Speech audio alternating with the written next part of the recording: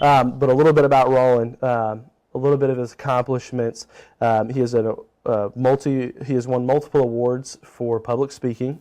Has produced many films, and even several of those films have been nominated for awards. Specifically, one of your films, Belief. Is that right? Today, Roland manages a video production company. Is currently in the process of planting a church. And is an up-and-coming motivational speaker. He's going to be one of the greats, probably opening up for Les Brown one of these days, so excited for that. But Roland, you actually have a pretty interesting story. Yeah. I know you've told me a little bit about it, and I'm excited to hear some more of the details. But if there's anything that I picked up on about you, or those listening at home have picked up about you, probably is that you're a pretty busy guy. You're a pretty successful guy. Tell us a little bit about your story and kind of how you got to where you are now. So pretty much I grew up in a family of 5. I'm the third. And actually, it has been the grace of God throughout this process of me becoming whatever I am today. And I'm giving all the glory to God. He has been with me through every journey. I didn't grow up in a very rich home. It was hard.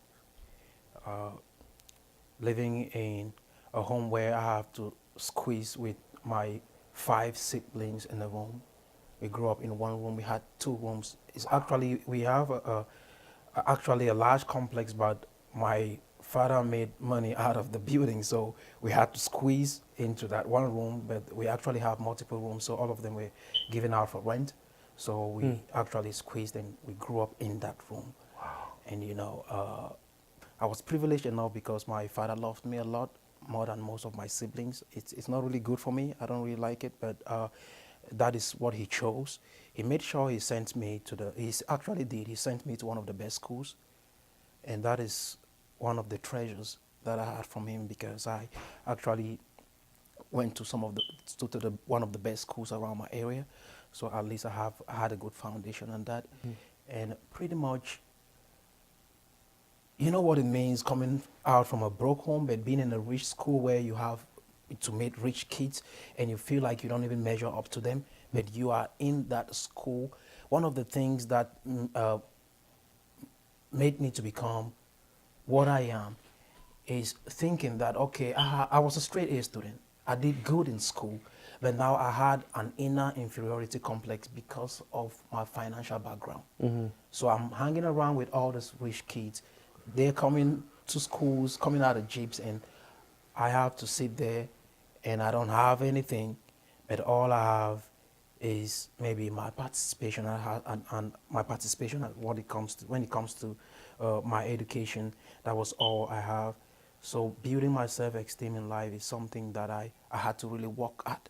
Building my self-esteem and believing that what my father has is what my father has, and what I have is what I have.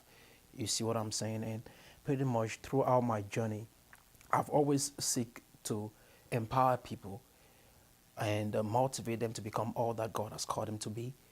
You know, trying to say, this is who you are. You are in this world to make a difference. And don't let what your father has or don't have predict your life. What you have is what you have, and this is you. What can you do, to make a difference in the world? And kind of taking responsibility, you see what I'm saying? So pretty much that is my motivation, and all of this has actually paved a career for me, because I had multiple talents, like doing music, producing movies.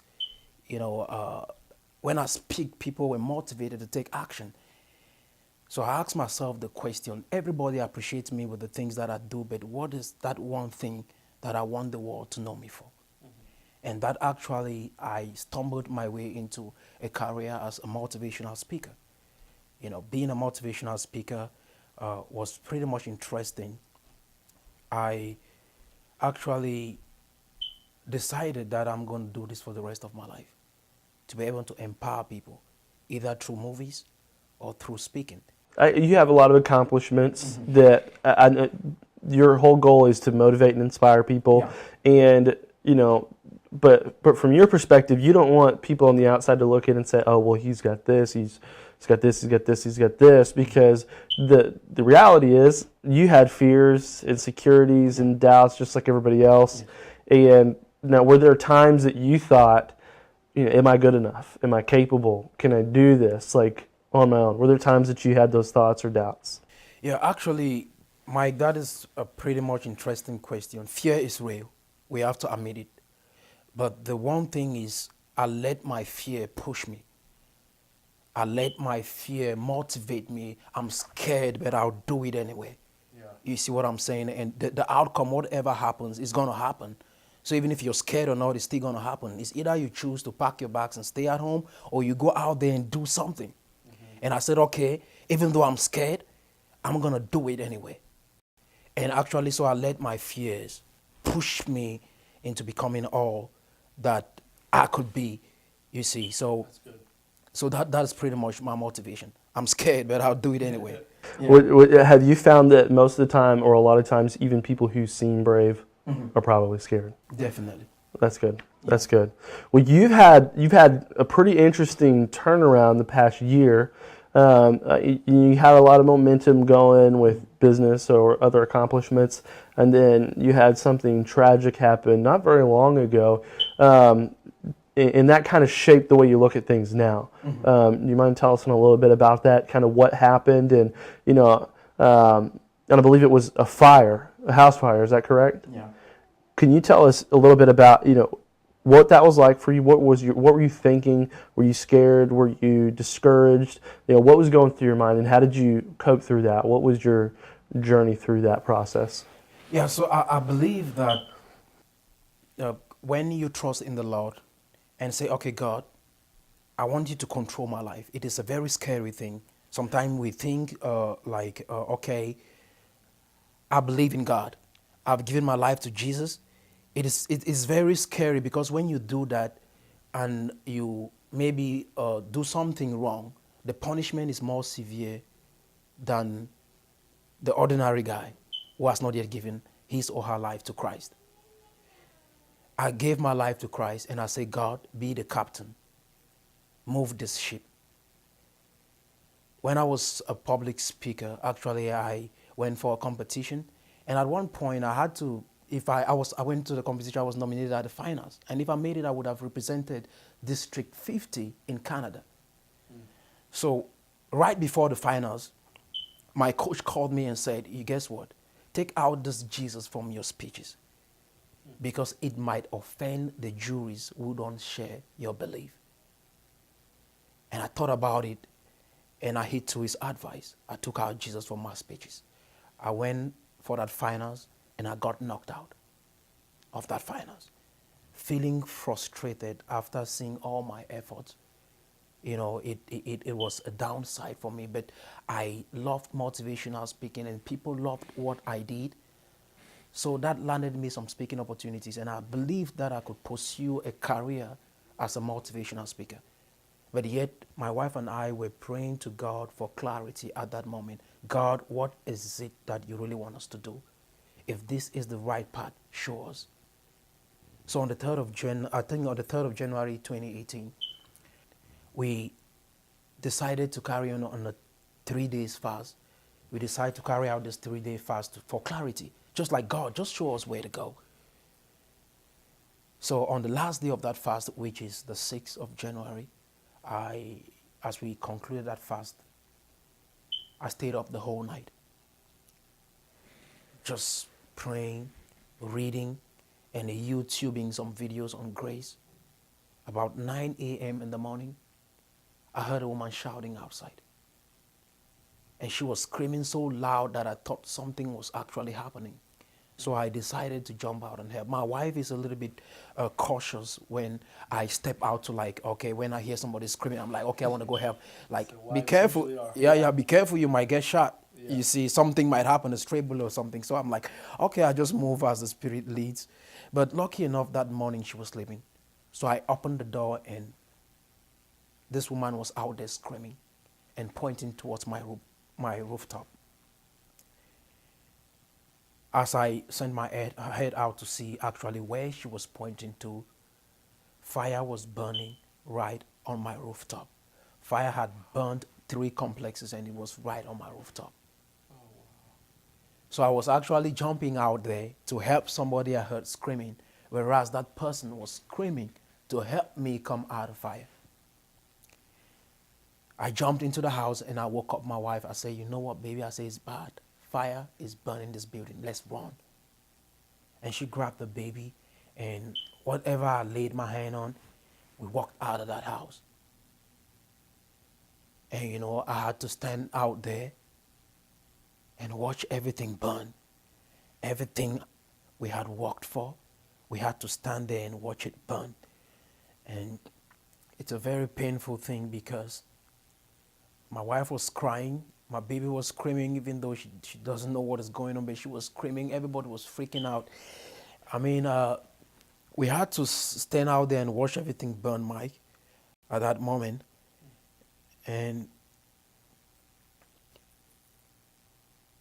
one of the things I'll say is, I held her and I said, baby, don't cry. We mourn, but we don't mourn like people who don't have hope. So in that moment, you're out in the driveway or in the parking lot. People are crying, people are screaming. You're watching everything burn. Mm-hmm. What was going on in your mind? What were you thinking? What were you feeling? You know, were you angry at God? Were you scared? What was going through your mind? Peace. The most crucial thing was the peace we had in the midst of that storm. Standing there and watching everything burn, and you just have peace inside. It was hurting, but we had peace. And I had to hold my wife and I said, baby, don't cry. Our story is pretty much similar to that of Job.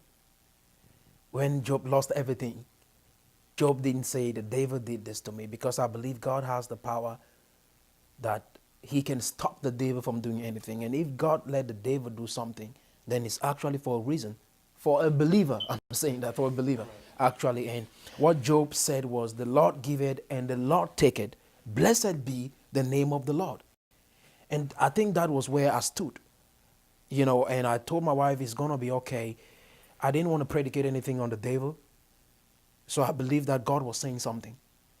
So the question was, God, what are you trying to tell us right now?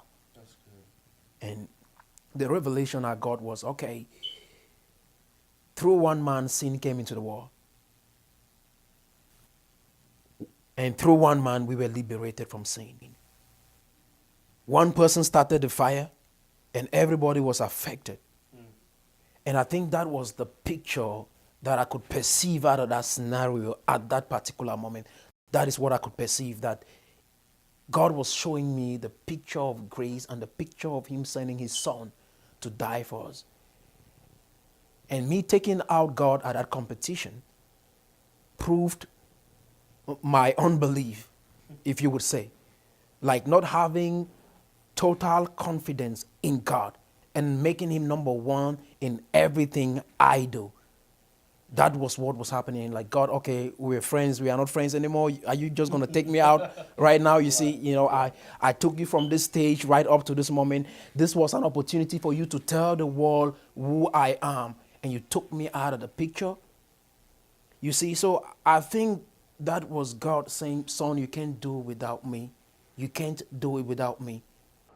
You know, that's interesting. Something you said just now. You said it was almost like God was saying, son, you took me out of the picture. Yeah. You know, how does that affect you now, thinking that on that day you could have been taken out of the picture? Yeah.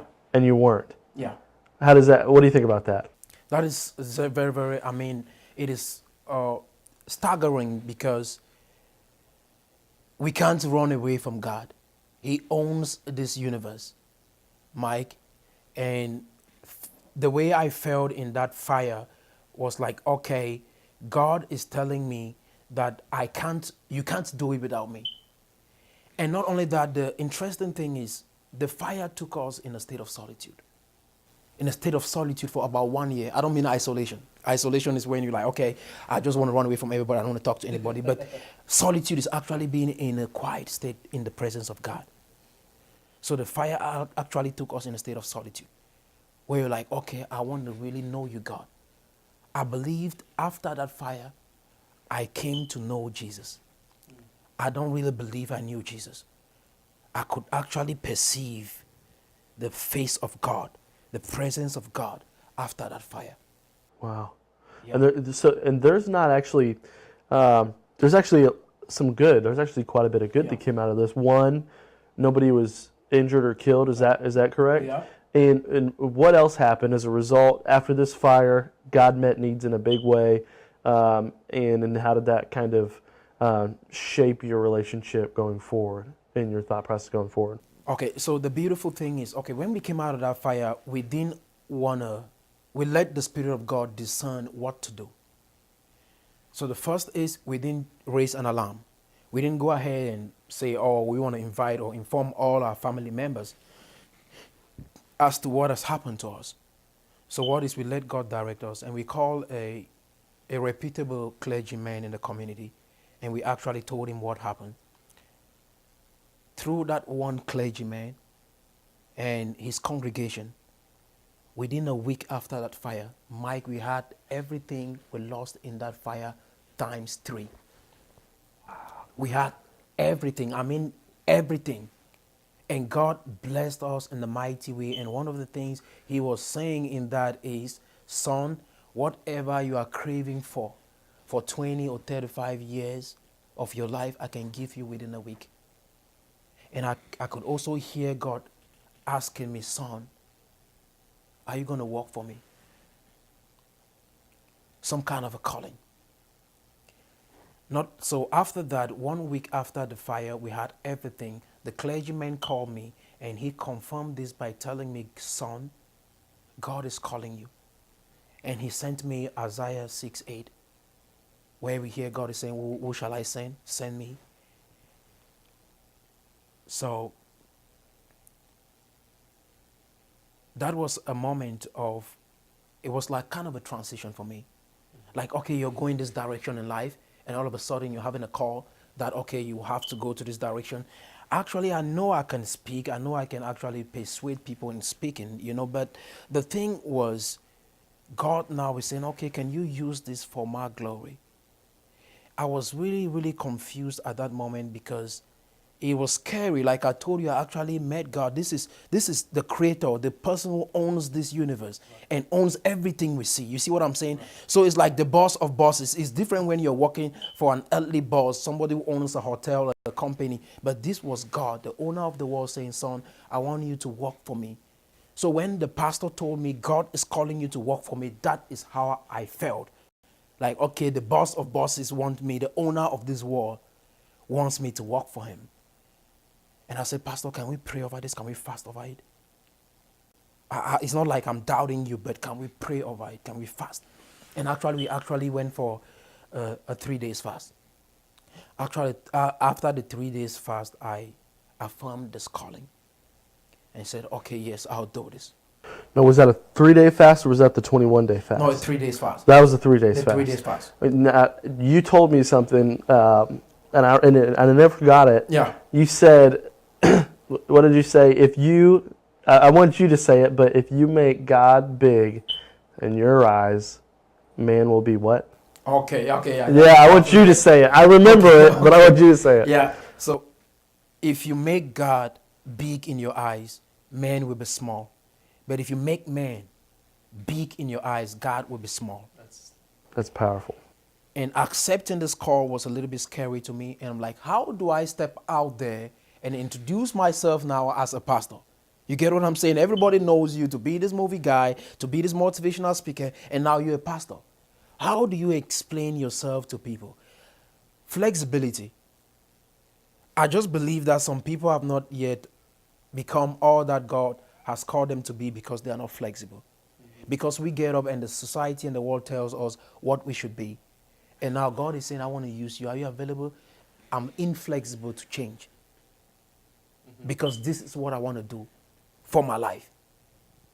So I can't change. I can't go to this direction. So now how do I explain that? It's kind of scary. So I see men and people very big in my eyes. How do you jump out there and start telling people this is what you're doing right now? So it was a pretty kind of scary thing for me. And I'm like, okay, Pastor, you know what? I don't just want to get out there on all these associations and saying, okay, I'm a pastor right now, I'm running around. I just want to stay back and just study and show myself approved and let God put me out there at the appointed time. Because I believe that when you show yourself to people, when you are the one getting out there to talk yourself into a position, you're going to sustain it. But when God talk you into a position, he's going to sustain you. So I told him that I'll let God talk me out into any position so that he's going to sustain me and back me up. But I did follow him to one association where I met some other pastors. And one man in there, an old man, saw me there and said, son, a pastor with a PhD in theology, said, this is my card, call me. I took his card and the next day I called him. I went over to his place. You know, sometimes when I pick out people's cards, I don't just want to call the next day. It's like, okay, this guy was very desperate, so he called the next day like, oh, I want this appointment. So I'm like, okay, I didn't really feel that way, but I said, I'll call him anyway. This is God, so I don't want to let myself get in the way. So I called him the next day, went over to his house, and we sat down and started talking, and I told him my story, and this man blessed me, encouraged me, and said, son, go and start a church. Go and do it. I started a church when I was younger than you. I was like 16, and I started a church before I even went to college. Go and start a church. Do it. And let God walk through you, but go to school and study. And I said to myself, where will I get the money to go to school? That was inside me, though. I didn't voice that out. But At this point, Yeah. you had just met this guy. Yeah. So you didn't have a relationship with him before. Never. So you went from basically surviving a house fire to what was the time frame between the house fire and when you met this pastor? Probably 2 weeks. 2 weeks. Yeah. So within a week, you got everything back and yeah. more. And then a week later, you met this pastor, and he's telling you should go to school. Yeah. So you lost your where you're living, you just got it all back, and now he's telling you need to be spending money on going to school. What was that like? That was really funny because we had not really budgeted any money for school. We didn't even think about school to start with. We didn't think about school. We didn't plan to do ministry. We didn't have any of that on our schedule. And so this man of God is meeting me and saying, son, you can do it. And I believed him. I had a little bit of doubt in my heart, but I believed him. And I said, I know God is going to do it. If he started a good work in me, he's going to see us into completion. So I was talking with him, and I went down on my knees. He blessed me and said, son, go ahead and do it. I said, so I'll go to school. I believe you, and I'll do it. His wife overheard us, went and put some books together, some theological books. You can see them all stacked out there. And Are these some of the books? yeah, these are some of the These books. some of the books. This is some of the books, actually. Actually, they are. So, I pretty much, as I was coming out from a lobby, as I was coming out from the lobby in his house, the wife just said, I put this together for you. Tears almost ran down my eyes, and I was so filled with gratitude and joy, and I appreciated her so much. And she blessed me and she said, God is with you. We are praying for you. And I left that house smiling, and I was so happy. I said, okay, what other way can God confirm to me that he is with me? He has shown it through the pastor that called me. God showed it through this other clergyman that met me and has blessed me with books and said, son, I'm going to back you up. Anytime, call me. I'm there. If you have any question, ask me. I left that house with those books and I drove home. I remember carrying those books and climbing the staircase, and I almost broke down with tears, and I was saying, darling, look at what God has done for us. Say, look at these books. This pastor's wife just blessed me with these books, and they have said we should start a ministry and that let me go to school. So what do we do? And I was just crying and hugging her, and she said, darling, God is going to provide. I said, sure, he will. You know, I came home, you know, with that excitement, and I'm like, baby, you know what? We have to really pray and fast. I've heard of Jesus Christ when he wanted to start his ministry. He went and fasted. He fasted for 40 days. And Jesus, I'm talking about God incarnate, fasting for 40 days. Baby, we can do at least 21 days fast. Can we try that? And she said, yeah, let's do it.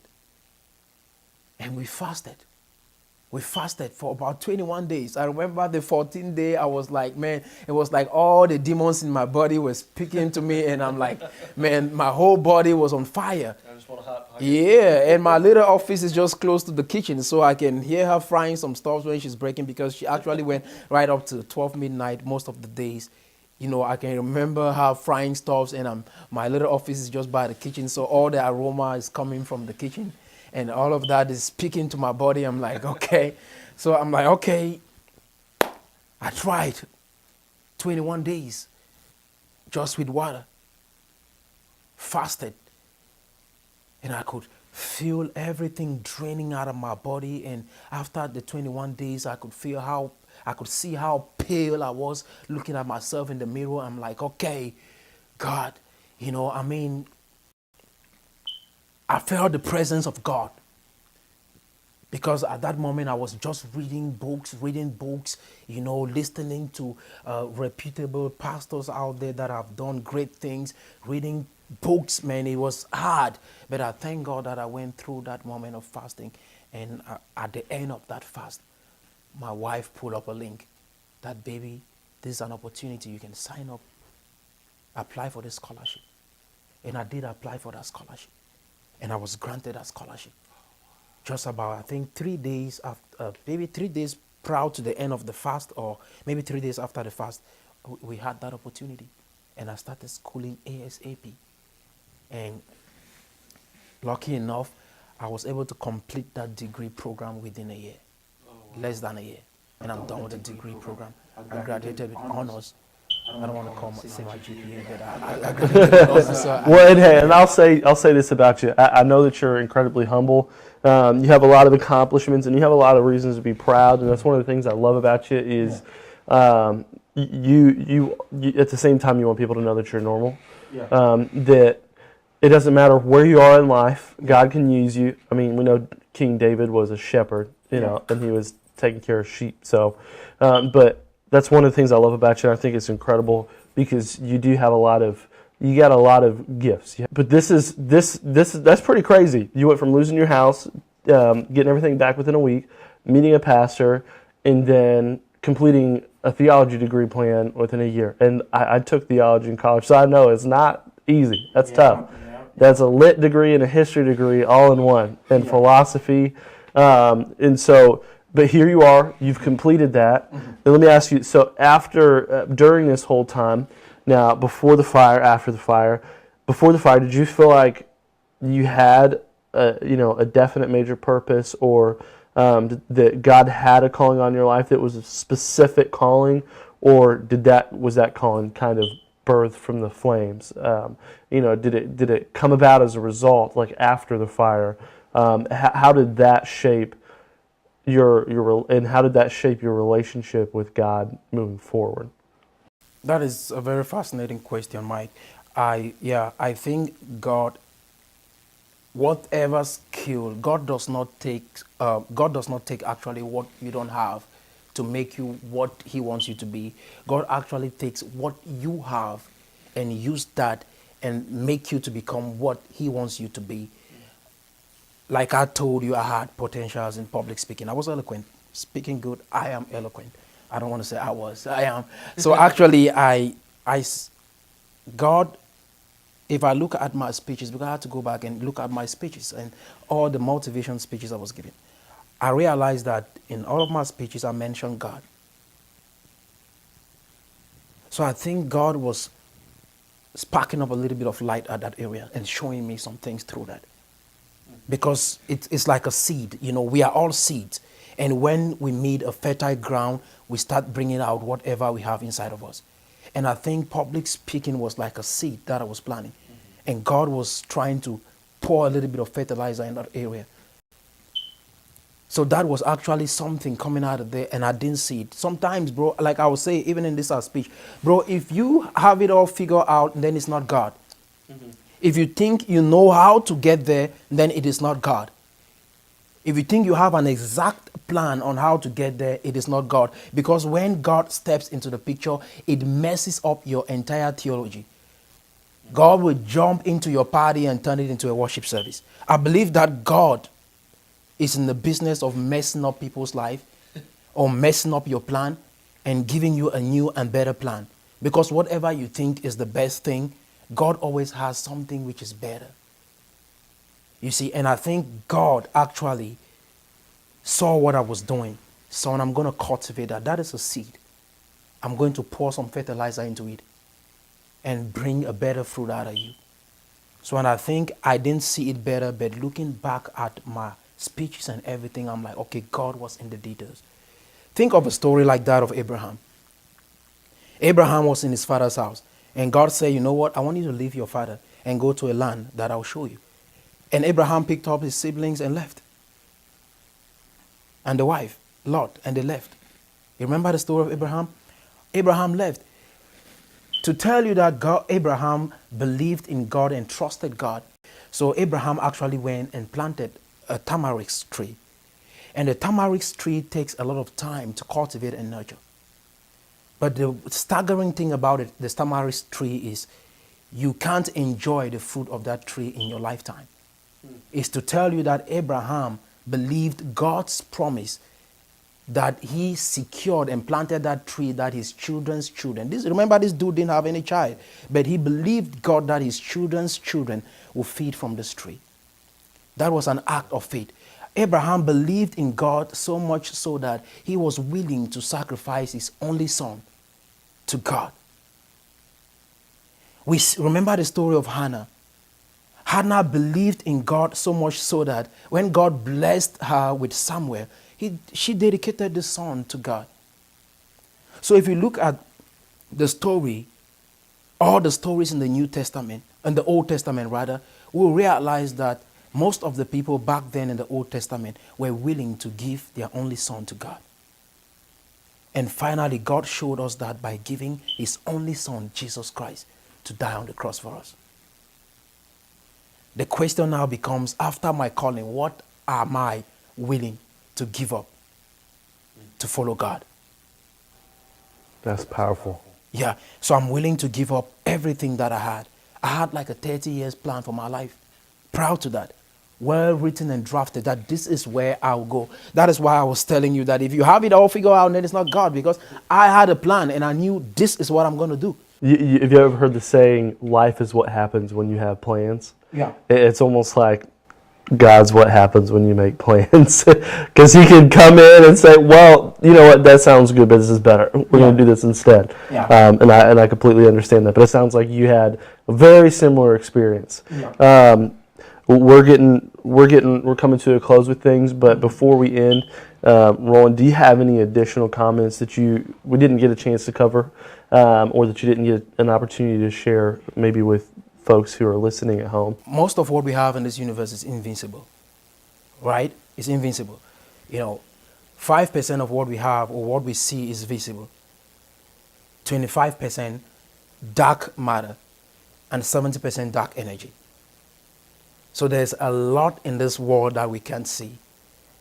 So if all that we see is what we can perceive, then I think we are short-sighted, because most of what there is, we can't see. You see what I'm saying? And most of the time, so what I'm saying this to say we are a little bit blinded in this dispensation as to everything I must see it to believe it. I need to have a proven method. Like, okay, this is the program, and how do I have to follow this program to get this? But, walking with faith, I don't see it, but I believe it. I'm just going to stretch. I'm going to just, have a stretch in my thinking, a stretch in my environment, a stretch in the way I perceive life. You see what I'm saying? So walking in faith, you understand, depicts you not even seeing it, but saying, God, I trust you that you are working out something in whatever situation I'm going through. You don't just go around and tell your problem to everybody, because about 20% don't care and 80% of the people are happy that the problem happened anyway. That's true. So that was a moment of solitude for me to reflect and think of what or where God wants me to go, or the trajectory God wants to take me through. You see, I was too saturated with my environment, saturated with the way I've always done life, saturated with my purpose, ambition, and all that. But God was doing a kind of paradigm shift in my life. And I was I would say I was lucky or fortunate enough. I was spiritually directed enough to be able to catch this and say, this is the voice of God. God is saying something in the midst of this chaos. You see what I'm saying? Because I was at a point where, okay, research was done and it says 80% of youths were asked, what do you want to achieve for your life? Most of them say, I want money. 80% of youths say, I want money. Another 50% of youths said, I want to be famous. And that was pretty kind of my motivation at that point in life. Mm-hmm. But when you get older, you start changing your views on that. And I don't mean older as to age, but getting older in knowing God, in understanding His perfect will for your life. You see, believing that I can do all things through Christ that strengthens me. Even though He slay me, I will trust Him. You see what I'm saying? Some people trust in chariots, some trust in horses, but we trust in the name of the Lord. And believing that God has a purpose and we are just walking through that to fulfill God's purpose. Everybody we see in this world is in God's purpose. Even if, I don't care how dysfunctional somebody is, I know they are somehow connected in God's purpose. And so my ministry, Mike, is built on faith, built on going out there and reaching the lost. I just feel at this moment of my life, like I should not be attached to anything. Give it away. Like our ministry is a ministry of giving it away. What do you see around me that can be of best use to you? That is where I am. We'll be stepping out on the street and seeing homeless people. I'm like, come home, what do we have? Is it a blanket we have on the bed? Grab it out and make an impact in somebody's life. And we just give things like that away. And I believe that it's in that unity of sharing and caring for one another that we really, really represent Christ. We represent His fullness. This is how the New Testament church was built. On people saying, okay, what is it that I have that you need? How can I be of help? How can I be of service? And I think that is building our ministry, or let's say that is the kind of ministry we want to build. A ministry which is fundamentally built on helping one another to become all that God has called us to be. That's powerful. Yeah. That's powerful. Well, I wish we had another 2 hours to keep talking and go through this. I know. We'll bring things to a close here real quick. But do you have any final comments or anything that you'd like to share that you haven't had an opportunity to do just yet? Yeah, Mike, actually I'm living my second life. And it's God. It is God. And I remember when I was 9, I was very ill. A witch doctor told my father that I'm going to die, that I won't make it.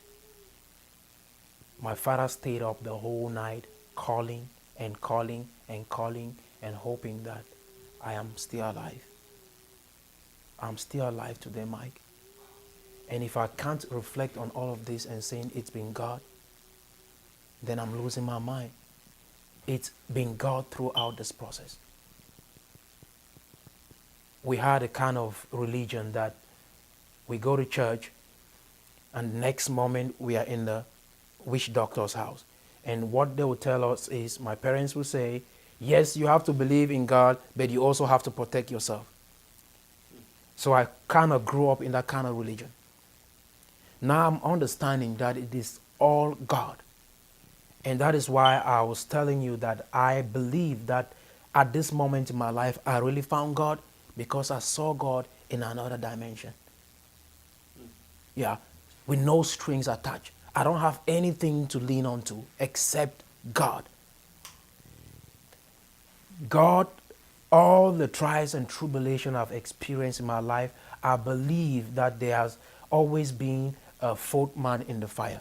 What I mean by the fourth man in the fire is, you remember the story of the 3 Hebrew boys in the fire? Shadrach, Meshach, and Abednego. Yeah, there was a fourth man in the fire.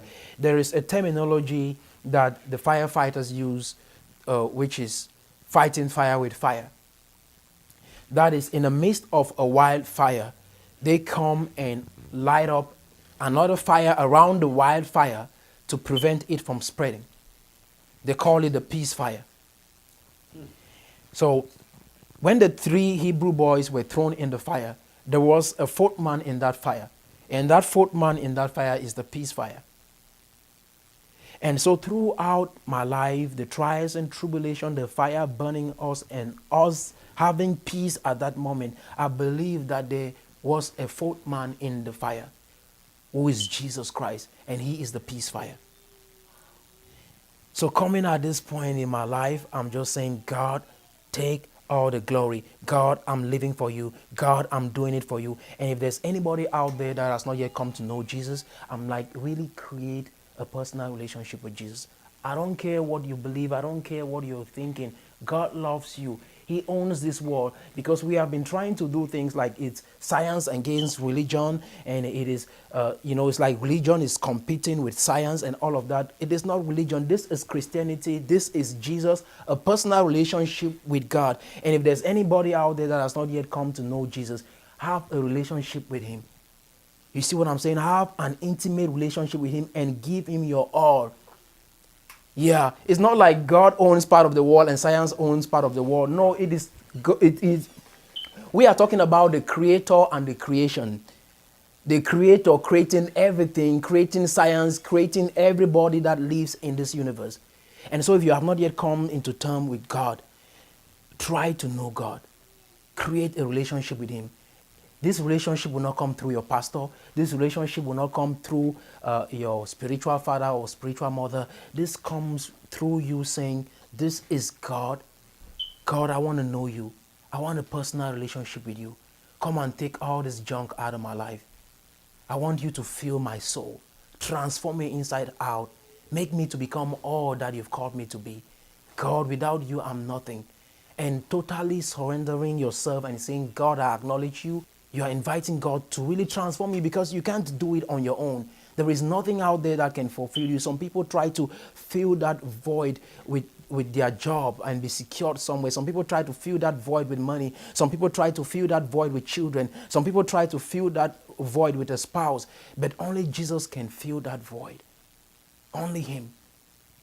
And so, because if there's any relationship without Jesus in it, that relationship is going to split. It's not going to last. Yeah, like I was saying this to my wife, and I'm like, okay, we were building up something, a story on something. I'm like, okay, I was doing my research, and the statistics says 50% of marriages end up in divorce in America. In the church, it's the same, except for couples that pray. And not only praying, but believing what they are praying for and who they are praying to. You see, that makes all the difference. And with that, I think life can be much better, and life can be worth living, and life can have meaning when Jesus is in the midst of it. Because the Bible, bro, these are life-giving principles that when you apply them, it really works. This is not some kind of gimmicks or some stories or some ancient writings that have just been dumped on us. These are life-giving principles that when you really apply them in your life, it works. I am a living testimony. It works, y'all. It works.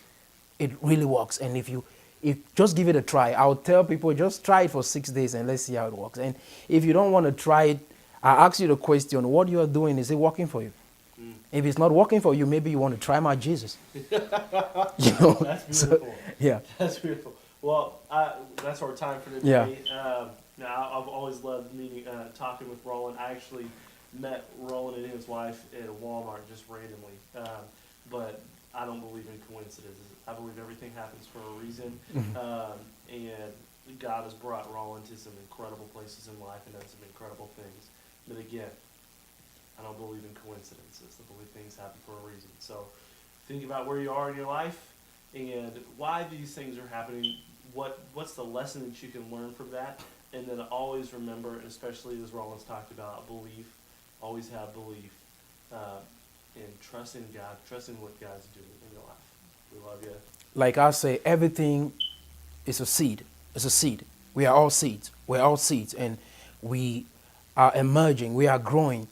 And when you meet a fertile soil, when you meet a soil where there's fertilizers in that soil, it's going to, you're going to emerge to a fruit or to a tree, and you're going to bear fruit. From the moment I met you, I could feel that connection. And when I looked at you, I could see a seed. You didn't have to see that much because you are very gifted, bro.